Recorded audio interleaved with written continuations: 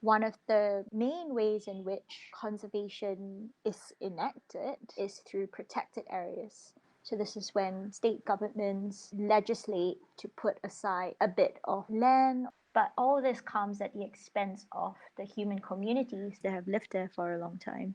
There is always this kind of perception that conservation is about trying to keep areas free of human influence or kind of keep out human activity, separating humans from nature.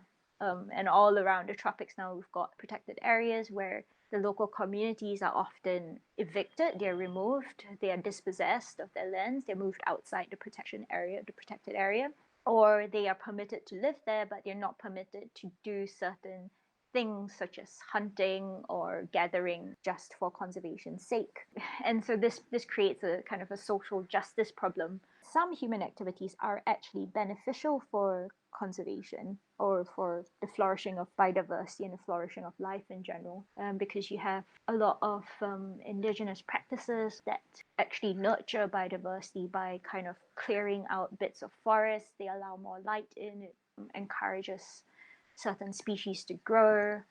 What I'm doing now is using a global map of indigenous peoples' lands as well as this world database of protected areas. I look at whether deforestation rates or degradation rates are better or worse in indigenous lands and protected areas or in unprotected areas, or with other biodiversity metrics. What I'm hoping to do with my project is make conservation policy more fair, such that the conservation of areas doesn't have to be at the expense of local communities and indigenous peoples.